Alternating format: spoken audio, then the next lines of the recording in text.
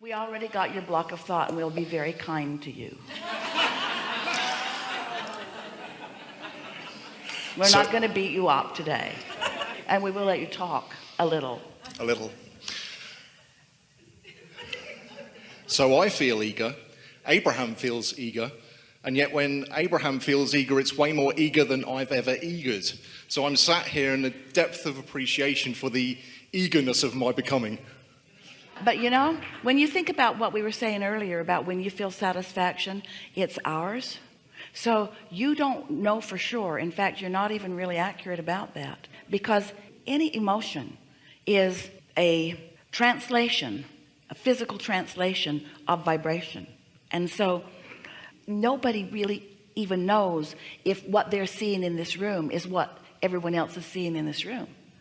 Anything that you're translating, you don't really know how anyone else is translating it, but you can be certain that when you feel those high-flying, powerful emotions, that you're feeling something very close to what the source within you is feeling about the same thing.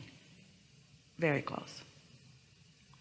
So on the Caribbean cruise in March, we borne witness to a prolific energy rush that this physical vessel struggled seemingly to contend with, or was more trying to acclimate to the energy. That's what asking for something that you're not quite ready for gets you. That's what trying to force something with the power of your mind before you're vibrationally ready accomplishes. In the early days, you should have seen Esther when she was receiving us, because Jerry was asking for more than she was really ready for. Her body was a shaking mess.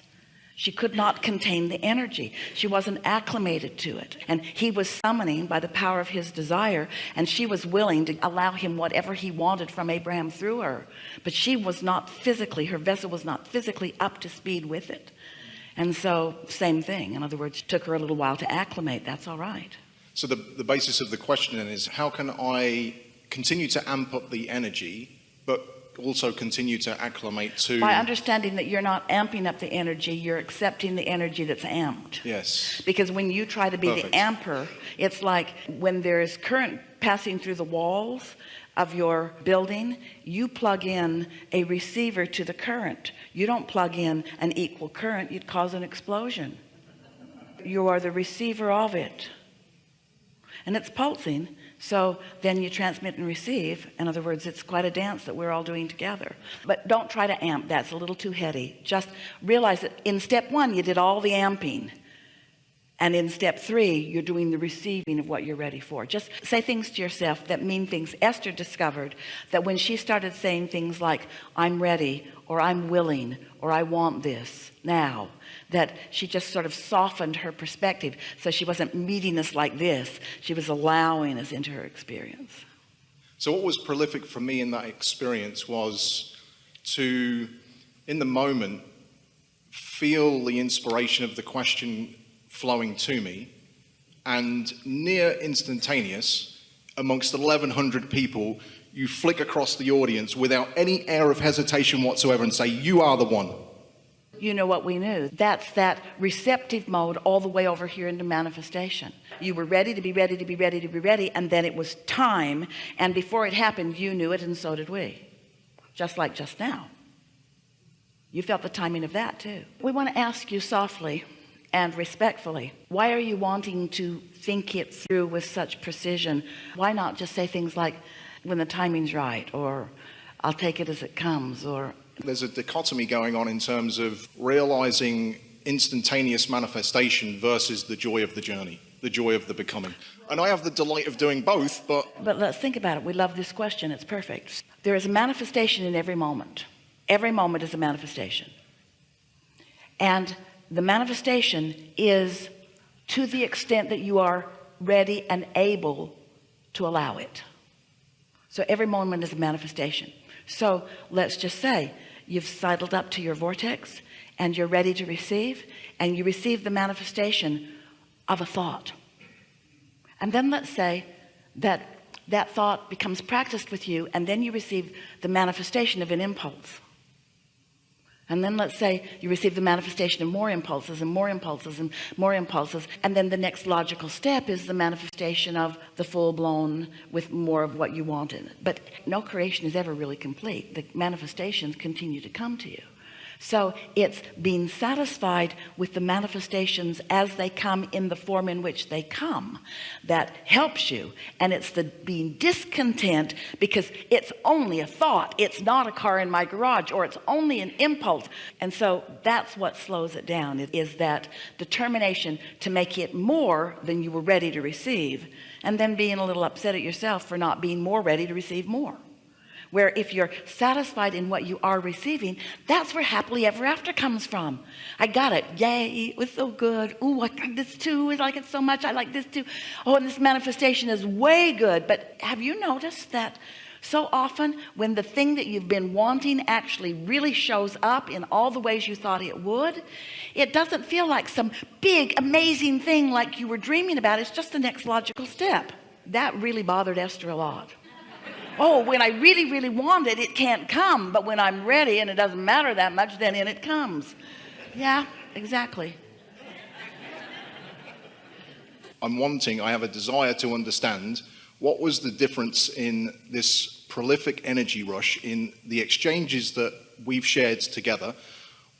What was it about that moment that had me just so viscerally... We want to say about every exchange we've had with you, and there have been a lot of them, is that your desire, because it is so profound and because you focus so much, is always vibrating just ahead of your ability to allow the fullness of it.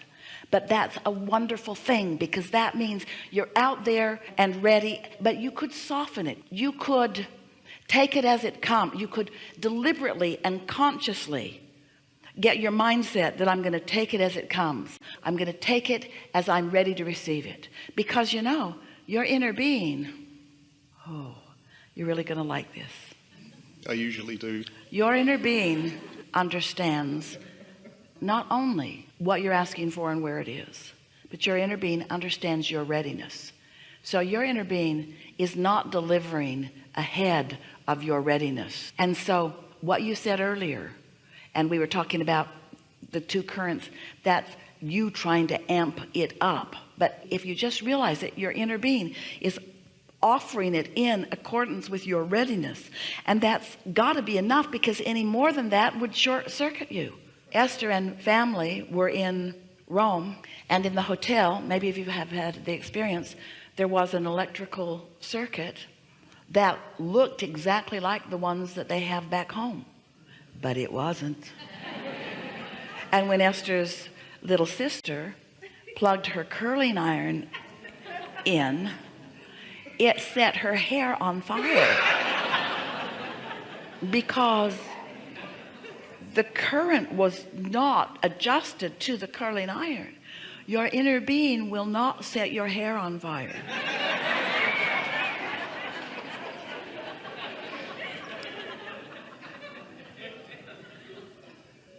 I think I get it.